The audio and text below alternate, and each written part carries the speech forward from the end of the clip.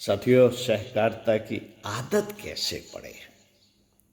पुस्तक हमारी भावी पीढ़ी और उसका नवनिर्माण, पृष्ठ 2.56, वाङ्मय 63, लेखक श्री राम शर्मा आचार्य आपको पढ़कर सुनाते हैं। यह एक अपूर्व अद्भुत ग्रंथ। साथियों, बचपन से जबकि बच्चा स्कूल जाने लगता है तब आप सहकारिता की आदत उसमें डालिए।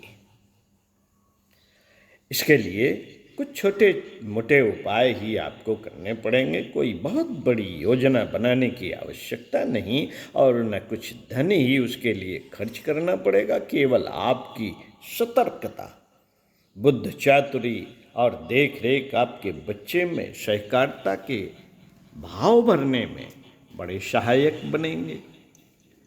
वे उपाय निम्नलिखित हैं। नंबर 1, अपने घर के समस्त बच्चों को आप एक साथ बैठा कर खाना खिलाने की आदत डालिए। बच्चे सवेरे का नाश्ता, दोपहर तथा शाम का भोजन एक साथ करें। यदि किसी कारण किसी बच्चे को कहीं जाना हो तो चाहे पहले खाना खिला दीजिए, कोई अर्ज नहीं, लेकिन साधारण स्थिति में एक साथ खाने का ही नियम रखना चाहिए। नंबर 2, सभी बच्चों को समान कपड़े पहनाइए। जिस रंग की कमीज बनवाइए सब बच्चों के लिए बनवाइए। हो सकता है कि छोटी बड़ी आयु के अनुपात में उनमें कुछ भेद करना पड़े, मगर वह भेद आयु के आधार पर ही होना चाहिए। लगभग समान आयु के बच्चों के लिए समान कपड़े बनवाना चाहिए। नंबर 3, घर के समस्त बच्चे एक साथ खाएं, एक जैसा कपड़ा पहने तो एक साथ खेलें भी। खेल में वे अपने मोहल्लों के बच्चों का भी सहयोग ले सकते हैं। एक साथ खेलने से मित्रता बड़ी घनिष्ठ होती है। एक दूसरे को सहयोग प्रदान करने की भावना का जागरण होता है। खेल के मित्रों की एकता अटूट होती है, यह सब लोग जानते हैं। सब लोग जानते हैं कि खेल के संगी साथी एक दूसरे के लिए मर मिटने को तैयार हो जाते हैं। खेल खेल में सहकारिता का सच्चा विकास होता है। समूहवाद का उदय खेल से ही होता है। प्रायः मोहल्ले और घरों में झगड़े झंझट भी बच्चों को निमित्त बनाकर होते हैं। उसी प्रकार घर और परिवार में एकता भी बच्चों को निमित्त बनाकर लाई जा सकती है। साथियों, परिवार के सब बच्चे यदि एक साथ खेलें, मोहल्ले के बच्चे उनके साथी बने, तो फिर एक दूसरे के यहाँ से आना जाना शुरू हो जाएगा। बिना सोहन को बुलाए लल्लू खेलने जाएगा ही नहीं। जाएगा ही नहीं। अगर मोहन को चलने में कुछ देर है, वह अभी कपड़े पहन रहा है, तो लल्लू उसके घर जाकर बैठा रहेगा, प्रतीक्षा करेगा और जब सोहन तैयार हो जाएगा तब दोनों साथ साथ चलेंगे।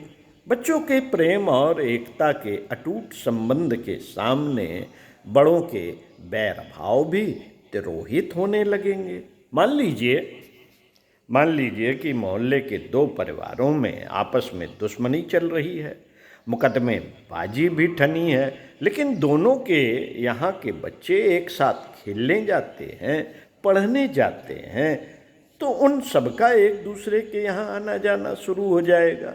तब यदि माँ अपने बच्चों को फल खाने के लिए दे रही है, उसी जगह पड़ोसी का बच्चा भी बैठा है, वह अपने साथी को खेलने जाने के लिए बुलाने आया है, तो कठोर हृदय माँ भी उस बच्चे को थोड़ा फल अवश्य खाने को देगी। इस प्रकार थोड़ी थोड़ी बातों से प्रेम भाव जगेगा और दोनों परिवारों के दिलों में नरमी आनी शुरू होगी।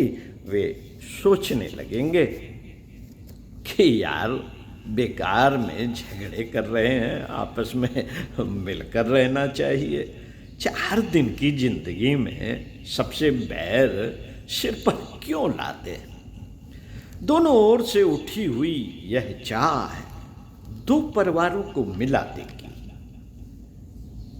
नंबर 4, संकट या कष्ट के समय क्रियात्मक सहयोग एवं सहानुभूति प्रदर्शन करना चाहिए। जो बच्चे घर में एक साथ खाने, एक जैसा कपड़ा पहनने एवं एक साथ खेलने की आदत डालेंगे, वही विद्यालय में भी अपनी कक्षा और स्कूल के बच्चों के साथ मिलकर काम कर सकेंगे। अब प्रश्न आता है सहयोग भावना को क्रियात्मक रूप देने का। जब बच्चों में सच्चा प्रेम हो जाता है तो सहयोग की प्रवृत्ति अपने आप जागृत हो जाती है। लेकिन माता पिता को भी प्रेरित करते रहना चाहिए। अपने बच्चे को कक्षा में जो पास पड़ोस के बच्चे पढ़ते हैं उनमें थोड़ी बहुत जानकारी तो माता पिता और परिवार वालों को हो ही जाती है। फिर यदि बच्चे का सहपाठी बीमार पड़े तो उसकी सूचना मिलते ही माँ बाप को अपने बच्चों को उसे देखने जाने के लिए अवश्य भेजना चाहिए। बच्चा अपने सहपाठी की बीमारी की अवस्था में देखने जाए और उसके किनारे बैठकर घुल मिलकर बातें भी करे। अस्वस्थ सहपाठी की सेवा शुश्रूषा में उसके माता पिता का हाथ भी बटाए।